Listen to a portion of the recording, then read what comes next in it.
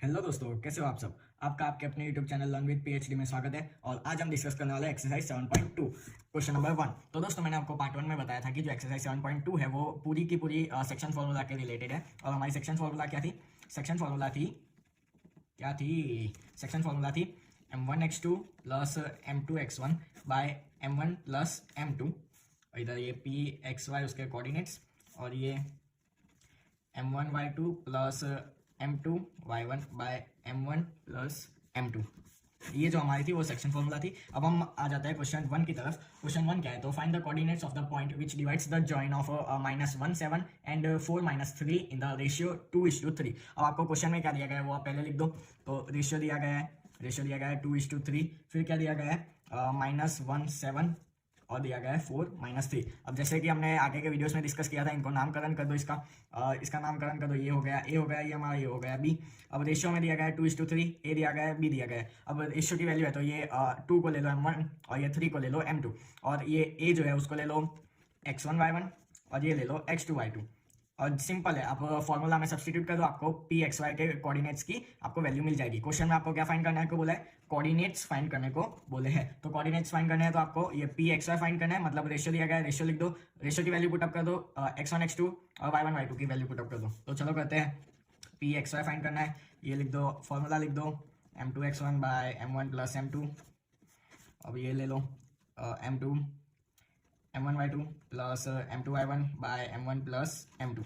ये ले, अब वैल्यू पुटअप कर दो। तो 2x2, ये हमने x2 लिया है तो 4 प्लस m2 की वैल्यू क्या है 3, तो 3x1 -1 बाय 2 प्लस 3 2। y2 की वैल्यू क्या है -3 प्लस 3 y1 की वैल्यू है 7 बाय 2 प्लस 3। अब 4 2 8 -3 बाय 5 -6 प्लस 21 बाय 5। अब ये 5 बाय 5 और -6 प्लस 21 15 बाय 5। 5 बाय 5 की वैल्यू 1 और ये 5 3 15, तो 1 3।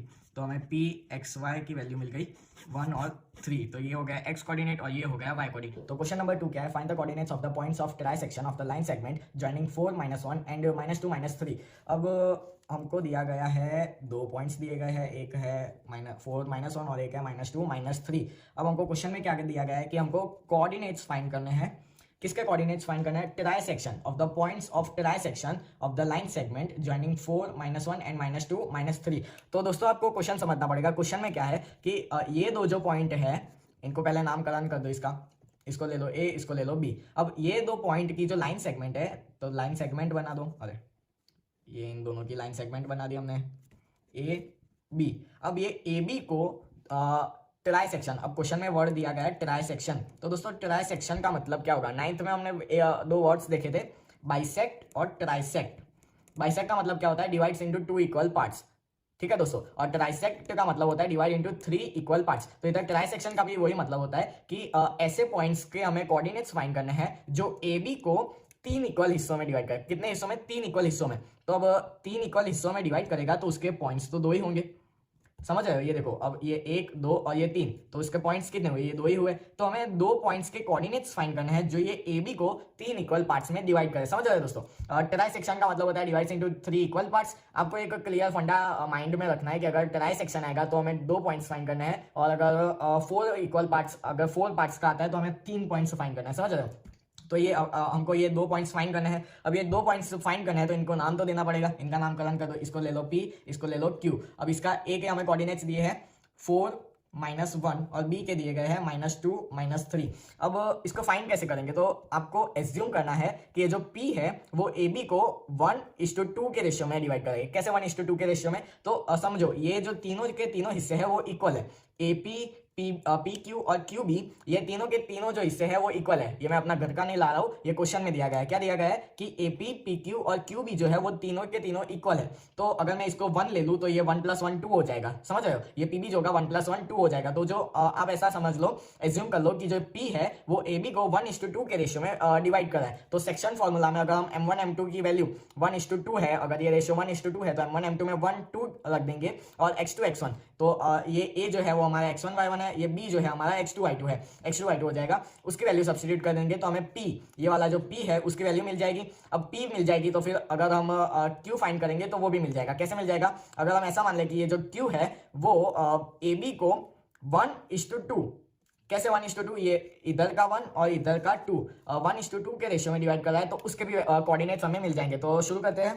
पहला क्या है, तो हमें लिखना पड़ेगा let p divide ab in the ratio 1:2, 1:2 में डिवाइड कर रहा है, तो फिर क्या हो जाएगा, सो pxy क्या हो जाएगा, m1x2 plus m2x1 by m1 plus m2, m1y2 plus m2y1 by m1 plus m2। अब m1 क्या है हमारा 1, x2 क्या है, x2 ये ले लो, x2 y2 है तो ये -2 है हमारा x2, प्लस m2 क्या है 2 है, x1 क्या है 4 है और ये 1 प्लस 2, m1 क्या है 1, y2 क्या है -3 है, प्लस 2 और y1 है हमारा -1 by 1 plus 2, 1 into -2 plus 8 by 3 -3 -2 2 -1 क्या होगा -2, 1 प्लस 2 3, -2 प्लस 8 6 बाय 3 और ये माइनस प्लस तो -5 बाय 3, 3 2 क्या हो जाएगा 6,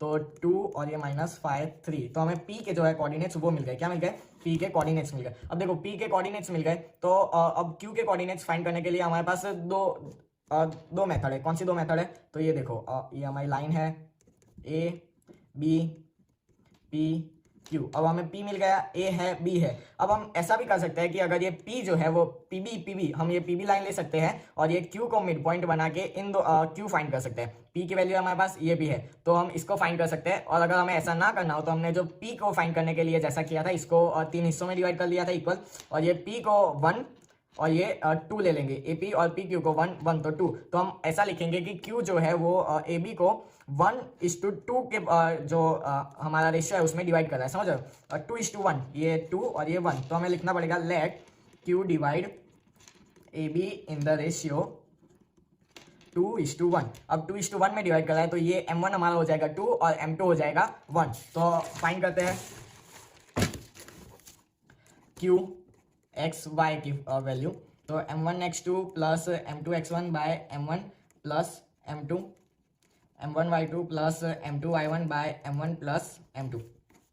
अब m1 क्या है 2 है, m1 q अगर 2:1 के रेशियो में डिवाइड कर रहा है तो m1 हो जाएगा 2 और m2 हो जाएगा 1, तो 2 और हमारा x2 क्या है, x2 ये देख लो, ये a 4 -1, ये कोऑर्डिनेट्स लिख लो पहले, 4 -1 और है -2 -3 तो x2 है हमारा -2 प्लस m2 1 और x1 है 4, 2 + 1, ये भी m1 2 y2 है हमारा -3 प्लस 1 -1 बाय 2 + 1। अब ये 2 इंटू -2 -4 प्लस 4 बाय 3 और -6 -1 बाय 3, ये 0 बाय 3 और ये -7 बाय 3, तो ये हो जाएगा 0 और -7 बाय 3। तो हमें मिल गया q एक्स वाई, q के कोऑर्डिनेट्स मिल गए। तो कौन से दो, तो p के हमें कौन से कोऑर्डिनेट्स मिले 2 -5 3 and q 0 -7 3 divides the line segment joining 4 -1 and -2 -3 into trisection मतलब 3 इक्वल पार्ट्स में डिवाइड कर रहा है, कौन सा p और q। तो आज के लिए इतना ही। क्वेश्चन 3 हम अगले वीडियो में देखेंगे, तब तक के लिए टाटा बाय बाय।